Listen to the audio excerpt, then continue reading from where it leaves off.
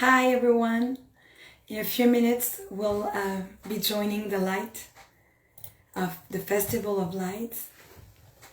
In just a few minutes, the Light of Infinite Festival.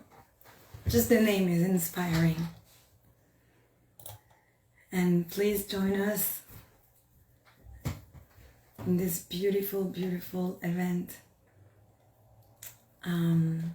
We'll start in a few minutes, exactly at 8. Welcoming everyone to join. The link is right under this post. And I hope to see everyone soon, in a few minutes.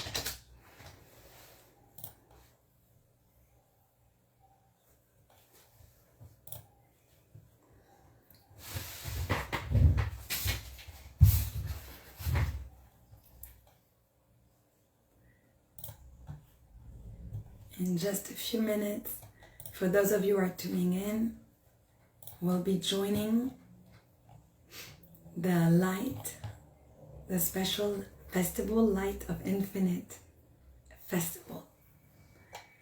www.lightoinfinite.com/fest. Again, www.lightoinfinite.com/fest. I'll see you in a couple minutes. What about now? Can you hear me? Can you hear me now? Okay, good. Just making sure. Thank you.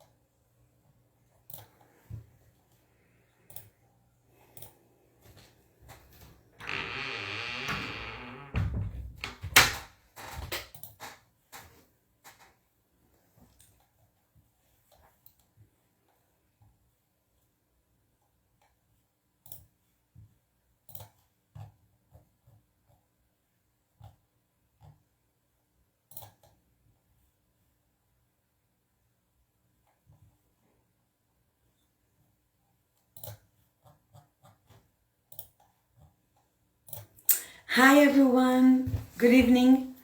Tonight I'm really honored to share with you small ideas to prepare for Rosh Hashanah. The theme of the class is really how to create real lasting change and become the person we're meant to be. I know that as Rosh Hashanah gets closer and closer, some people feel very stressed, very emotional. Other people, they feel like they fear, they're like scared of Rosh Hashanah happening. And they feel it's time to change. It's time to go in front of Hashem and ask Hashem for so many blessings. But we need to show Hashem that we're a different person, that we're making an effort. And every new year, it's kind of the same story. Every new year, we go and we say, no, I want to grow, I want to change, I want to become a different person. And we make so many good decisions. And then Rosh Hashanah passes, Yom Kippur is behind us, and we forget all the good decisions and we actually stay the same person. So my goal tonight is that we leave this class as a different person already, and we have the tools to truly change. We need to understand how to change, and we need to use this tool to actually change our person. And changing is something that is the most consistent in our life.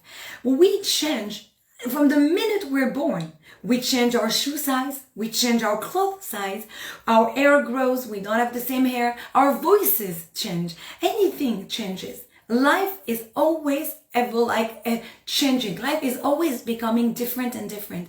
So we need also to change. And especially in the time we live in, if you look around you, never before have things changed as quickly as they do now. I'm not even talking about the latest iPhone. By the time you get a new phone, there's already a new one coming out, right? And I'm talking about values also. Look how the social institutions such as family, that's changing. People, they don't have the same notion of obedience, acceptance. Everything is changing. There's a breakdown of tradition in this world. There's a development of technology. The world is changing and we also need to change. So right before Rosh Hashanah, where do I start? What do I do? How do I change and how do I make my wishes, my hopes become something that is actually something real? How do I make that happen? How many times do I promise myself I'm going to stop having my phone around my kids for dinner? I'm not going to get upset when someone speaks to me in a tone that I don't like. And a few days later, or even a few hours later, I already break my promises. I cannot change. It's very difficult to change. Or some people, they will go to a class, they will listen to an amazing, inspirational speaker, and then they will go home and they will forget everything. All the excitement leaves them. How do I do to keep that excitement? How do I do to keep that will to change and to actually implement the changes? How do I do that? So let's talk about this secret. Think about a SWAT team. A SWAT team has to train every day of the year. They have to train a few times a day if they want to be effective, if they want to be good, when we'll need them maybe once a year for 15 minutes to fight a terrorist attack.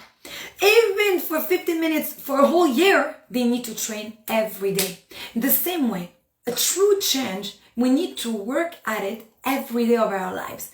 And I know we're very close to Rosh Hashanah. So sometimes we don't have the whole year, but we have just 1 month. Look at that month that is right before Rosh Hashanah and Kippur. It's the month of Elul. Elul is the last month of the year. But interestingly, the first letter of the month of Elul is Aleph. Aleph is the first letter of the Jewish alphabet. Which means that even if it's the last month of the year, the fact that it's the month right before Rosh Hashanah, right before Yom Kippur, it's still the beginning of everything. It's still a new chance, a new opportunity to transform my life. So let's talk about this. To succeed in life, you need a plan. No one is going to create a business without a business plan. You need a plan. You need to make sure that you have everything set up, that you have everything prepared, that you have everything, that you have a vision. You know where you're going. So you need to first sit and face yourself. Ask yourself, what blocks me to change? Why am I afraid? Why am I always getting upset? Why am I always on my phone? Why am I always making the same mistake? Ask yourself, what is happening inside of you? You need to know and understand that. You need to stop reacting and you need to start acting. And I'll give you a very, very easy example. Someone talks to you and your first reaction is I don't like the way she talks to me, and right away you answer back to that person. You always make the same mistake and then you end up fighting with everyone around you. So you're reacting. You don't take the time to think, pause, and what am I doing?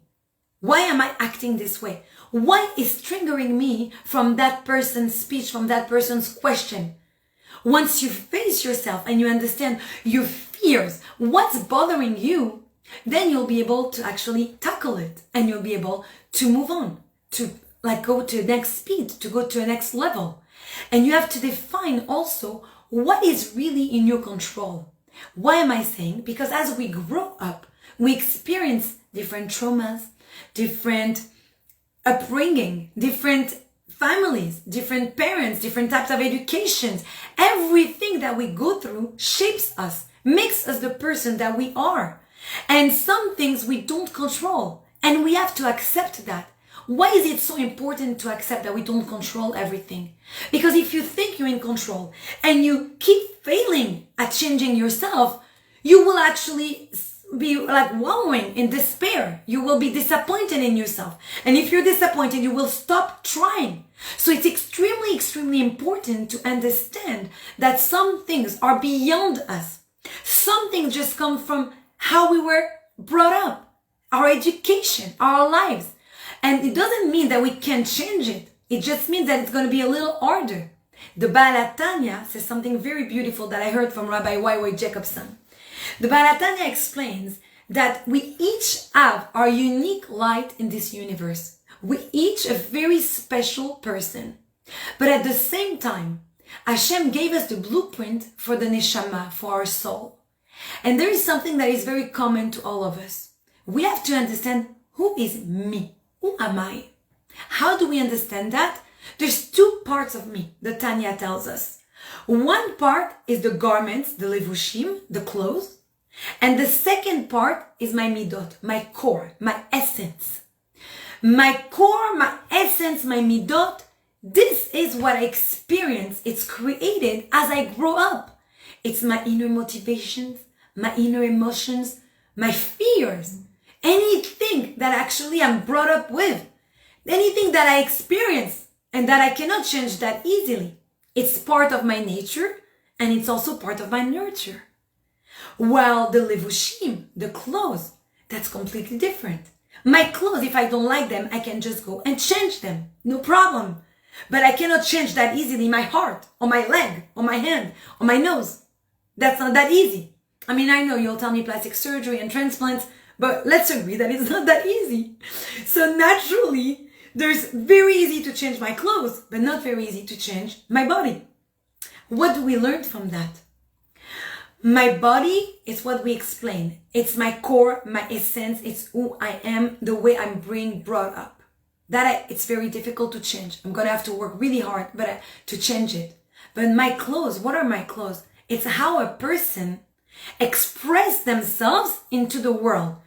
To 3 channels, the Tanya tells us. Machshava, dibur, ma'aseh. The thought, the speech, and the action. I'm giving you an example so you understand. Someone is talking to you and that really, really upset you. The way you feel, your first reaction to being upset could be because when you were young, someone spoke to you that way for a long time and you developed this trigger. So when someone speaks to you that way, right away, you're like, you're blocked, right? You're stuck. It upsets you. But machshava dibur ma'aseh, your actions, that you can control. Maybe you cannot control what you've experienced when someone was speaking to you that way, but you can control how to react to that. What are you going to do when someone speaks to you that way? I'll give you an example. This couple went to this rabbi and the husband said, I'm really upset. I cannot go anymore to my mother-in-law. She's driving me nuts. Every time I go to her house, she makes comments. She's super mean. There's always things that she says and she does, and I'm going nuts. I cannot go to her anymore. I don't want to go for the chagim. I don't want to go for the holidays. And the rabbi says to him, instead of always reacting like this and it triggers something to you, I have an idea. Take a paper, write down everything you think that your mother-in-law is going to say or do. Write it down. And every time she does it, check mark. I knew. So instead of going and being upset, she said that, you laugh about it. You're like, anyway, again, she said it. Was expecting that one. That's a new one. It changes your perspective. So that's what the Tanya explains. That even if it's painful sometimes, we have to have this critical acceptance. That we have to accept that some things we won't be able to control because it stems from just the way we're brought up. It's going to be harder to work on. But there are other things, my machshava, my dibur, my maaseh, my thought, my speech, my actions, that I can control. What I'm going to do with what's happening around me, that I can control. So once I realize that I can control my conscious, active thoughts, my words, my behaviors, even if I'm triggered by something, I'll be able to control the trigger. I'll be able to actually deal with it. I won't allow my inner fears, my past experiences to take over my mouth, for example. I won't allow that to happen. I won't allow something to happen that I will regret later. I will be able to be in control. Yes, it's happening, but I know who I am. I know my me. Remember, we're going back to who am I? Face yourself. And that's the number step to a critical change.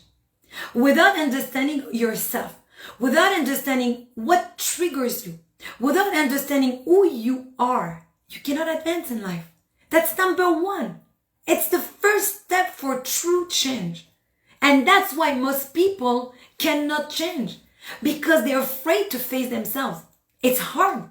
You have to be honest with yourself. And that's very difficult for some people.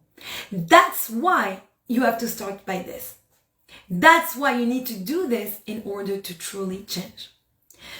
And you have to remember and understand that true change, as we said, can take forever.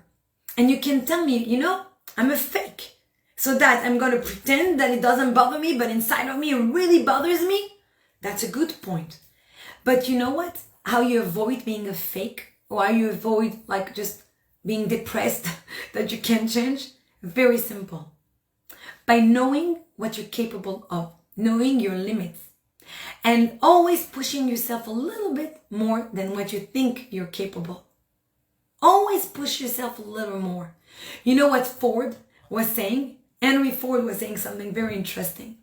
He was saying, whether you think that you can or you think that you cannot, you're right. It's all in your mind. Whether you think that you can or you think you cannot, you are right. If you tell yourself that you can do it, you'll be able to do it. If you keep repeating, telling yourself, I can't, it's too hard, you cannot do it. I was giving a shiur last week and I was telling them that story that just happened with my son. I asked him to clean something that he spilled on the floor. And I tell him, go clean. And he's like, it's too hard, I can't. And I told him, but you can. You truly can. You just take the paper, you go on the floor, and you clean what you did. Very easy. Just do it. Just try. Just try. Of course, I wasn't happy with the result. I had to do it after him when he didn't look at me. But the idea is that if you tell yourself, I can't, of course you cannot. You push yourself. You push yourself to the best of your capabilities, and you're honest with yourself. How much can you do? Very important. Now let's give some very practical tips to change yourself. Once you've done that step, now we can go to practical tips. First one, you have to add an idea to an action. Let me explain to you. You're thinking about dieting. You can talk about it all day. I need to lose weight. I need to lose weight. I need to lose weight. How many people New Year, they all say, I'm going to eat healthy starting tomorrow. And a week later, they're back at eating hamburgers and French fries. What makes you actually do what you say? Very easy. Don't just say something. Immediately put it into action. I'm going to diet, so I'm going to cut sugar. So starting now, no more sugar. So you actually don't just say things, you do things. I'll give you a very good explanation that we have in the Torah. In the Torah, dans Sefer Shemot, Parashat Yitro, we received the 10 Commandments. So amazing, the 10 Commandments, the way we received them. It's like, it was a movie, right? There was a movie made out of it. It was so cool. And the way they did it is that there was thunder, lightning, something out of this world. People were elevated, they were flying, they were high of all the spirituality. And the following parasha, Mishpatim, the one that right after that, what is it about? It's all about responsibility. What happens if your cow goes to someone's house and destroys everything? What happens if you have a slave? What happens? Very practical, very dry, very loveful. How do you go from some lofty idea, some spirituality, some going with God on this Har Sinai to do this, don't do that? Because the ideas were beautiful, but if you don't put them into action, you will forget all the lofty ideas. They will just stay ideas. They will go to waste. If you want to actually act upon something, you need to do a decision on the moment. You leave a class where we tell you about the importance of giving tzedakah, and in your head you're like, whoa, wow, that's really nice. I'll give some tzedakah. No, you leave Take a coin, put it in the tzedakah box. Take a decision right away, right there. How am I going to give the tzedakah? I'm going to help in family in need for the chagim. I'm going to give a donation for that. So you take action. You just don't stay with the nice idea. You take action right away. So that's one way to actually accomplish your goals. Another way to change is to choose something realistic. Let's say you're a couch potato. Let's say you're someone who's never exercised ever in their whole life.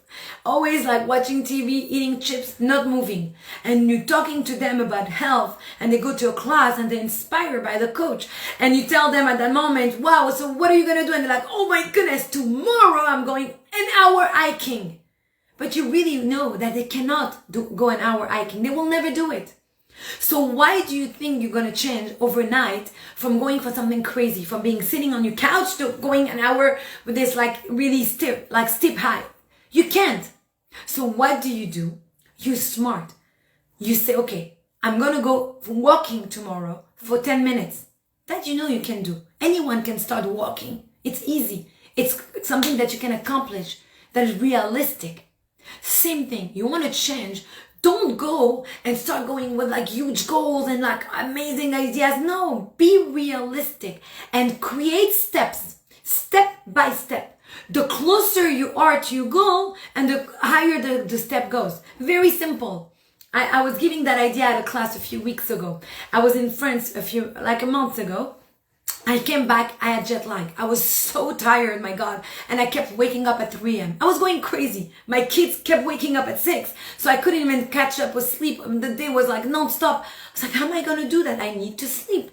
So what I started to do, I started to go 15 minutes later to sleep. So instead of going at 10 p.m., I went at 10:30, then 15, then 10:30, then 10:45, then 11. And after a few days, I was catching up on my jet lag and I wasn't tired anymore. And I was waking up at 6 a.m. again. The idea is that you go into incremental adjustments. You go slowly and slowly and slowly. That's how you break a bad habit. By going step by step. And that's how you succeed in keeping that change. Another idea would be to visualize the change. Look at it. Close your eyes. Think about your business plan. Okay, what do I see? Look at yourself in 6 months, in 1 year, in 3 weeks. Where do you want to be? And imagine yourself. Because if you visualize yourself, it will become something concrete, something you want to actually apply, something you want to actually change. So extremely important to take a minute, 30 seconds, an hour, whatever is good for you. But close your eyes. Visualize yourself. See yourself where you want to be. And the more you'll do this, the more you'll change. To go back to what we explained earlier, that we have the external, like clothes, marshava, dibur, maaseh, the thought, the speech, the action, and we have the actual essence of ourselves.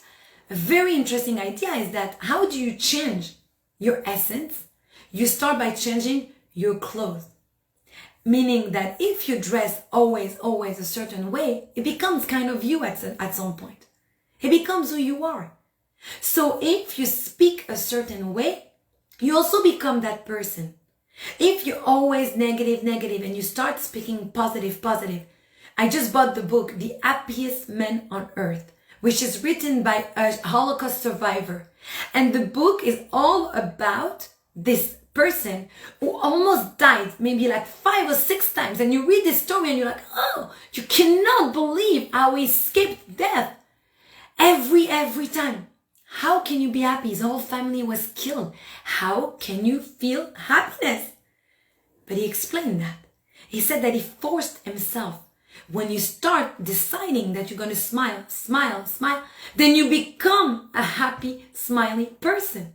It's very, very simple. You just have to understand that and accept it. You need to become what you want to become. Does it make sense? Yes. Because first, maybe you'll play and maybe you won't be exactly who you want to be. This person went to the Rebbe and they said to the previous Rebbe, they said, People, they all come to you and they'll put a costume for the high holidays because they all want to look like very religious to you, and the rest of the year, that's not how they dress. So you know what, this year, I decided I'm going to come with my weekday clothes to you, the Rebbe, because I'm not a hypocrite. And the Rebbe said to him, you know, the whole year you put him a costume. The whole year you're in a costume. It's when you come to me that you have your real clothes. Meaning that sometimes it's just the clothes that we have. If we visualize ourselves, if we transform the way we speak, the way we act, the way we think, then ultimately we'll become that person that we want to be. Another very beautiful idea, and we have that from the prayer, from the tefillah. We say to Hashem in the brachot, in the first blessings of the day, to God, we say, please make sure we have good neighbors, good friends, because the social environment is extremely important. Who are you with? Who is around you? Who is your support system? We all need a very effective, kind support system. We need to surround ourselves with people who are like-minded, like us. We need people who also want to succeed, who also want to advance, who also want the same thing as us. That's what going to propulse us, going to help us to go to the next step. You know, they had this, there's this scientist, and her name was Wood, and she had this test that she made at like this university. People were watching too much TV. So they were trying to see how to decrease, you know, watching TV. And they took students, they put them in two separate rooms. In one room, they put the TV in exactly the same place as in the rooms in the university. And in the other room, they changed the place of the TV. They put it in a different corner, completely different emplacement. At the end of the few days, the people who were in that room where the TV was moved, was not in the same place, they all watched barely any TV. While the other one, who had the TV exactly at the same place, they kept watching as much TV as before. What's the point? The idea is that sometimes, if you cannot change your environment. Change what's around you, and that will help you actually change yourself. Sometimes you're just in the wrong place. You know, I was watching Meir Kay, which is a very interesting person, and he said something beautiful. He said he was in Sequoia Park, and he was next to this huge tree, and he was feeling so small next to the tree. And then he went on a hike the next day, and he went up a mountain. And from the mountain, the tree looked super small. What's the idea? The idea is that sometimes you're just in the wrong environment. Sometimes things look so difficult, so tall to you, and other times you can look upon them, on top of them.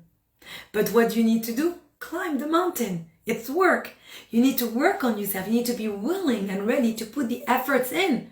But then you'll be able to change the perspective that you have. And I'll go with another and the last idea, which is be true to yourself. My dad was telling me a cute story. He was saying once they had a contest. It was the Americans against the Russians against the Israeli. The contest was to go into the Amazon forest, and they hid an elephant in the Amazon forest, and every team had to find it. And whoever would find the elephant as fast as possible, that team would win. So the Americans were the first team. They went into the Amazon forest. Whoa, they right away got the GPS, the satellite, the CIA, the FBI on the ground. Everyone was like, the army, the Navy, everyone was, boom. They went to the Amazon. Within a week, they found the elephant. Great job. Then the Israelis came. Immediately, they called the Mossad agents. Within a day, they found the elephant. Then the Russians came. And they look around and they look around and they look around the Russians, and they cannot find the elephant. After a week, they go to the judges and they bring a sheep in front of the judges. And the judges are like, that's not an elephant. We ask you to find an elephant. And the Russian says, that's white. You're white. This is not an elephant. But after a week, he confessed that he is an elephant. Meaning, sometimes you try to force someone to pretend he's not what he is. But that's not who you are. You need to be true to yourself. You don't need to be Hillel HaTzadik Hillel Tzaddik, for example, you go in the Mishnah, in the Gemara, in Pirkei Avot, you read so many stories, right? One story is all about how people were trying to get him upset, and he was so patient, so calm. Sometimes we cannot be that patient, we cannot be that calm, and it's okay, because we're not expecting you to be, but we're expecting you to be you. And how do you know that you truly change? Sometimes it's when you have the same challenge, the same problem, but you react differently. Instead of actually reacting, you're acting differently. And that's when you know that you've truly changed. That's when you know that you're not the same person. If you find yourself doing the same mistakes over and over, then you haven't fixed anything. Then you have to work deeper on yourself. My dad always says that if Hashem keeps us alive after we make a mistake, it means that he wants us to fix it. It's as simple as that. The beauty of life, the beauty is to go to sleep at night and to wake up and to get a new chance, to have a new day ahead of us. Every day is a chance to change. Every day is a new opportunity. You know, a person went to see this rabbi and they said, I don't understand God. We do the same prayer every day and we repeat ourselves and we repeat and we repeat and it's always the same. How is God not bored? And the Rebbe answered, because the problem is that it shouldn't be the same prayer every day. Every day you should be a different person doing the prayer. If the prayer hasn't changed you, then you haven't connected to the tefillah the way it's supposed to be. Changing, you can do it every day a little something. So when you will, I was about to say go home tonight, but you're already home. So when we are leaving tonight, this amazing festival, and thank you Erez for organizing it, just remember, you can always take a minute, say a blessing. Remember to give more love around you. Remember to give tzedakah, to think about people who need, charity, who need our help. Remember when you're about to lose patience, pause 1 second. Why am I losing patience? Why? How can I stop that? What can I do to help me act and not react? And think about it. Remember that the power of this month is the month that starts with Aleph. It's the beginning. You can start over. Aleph is also the beginning of the word Aluf, champion. And Aluf ha'olam. I'm the champion of the world. You can and you will, Be'ezrat Hashem, do the deepest, the most lasting change for this new year. And may this bring you a lot of blessings, a lot of joy, because you'll see that when you transform and change yourself, you become a happier person. People, they want to know define what's true happiness. It's to actually enjoy, appreciate every day, and change. And every day become a little better, and a little better, and a little better, so that you connect with your true self. Shana Tova umetuka. I wish you a very good and sweet new year. Thank you.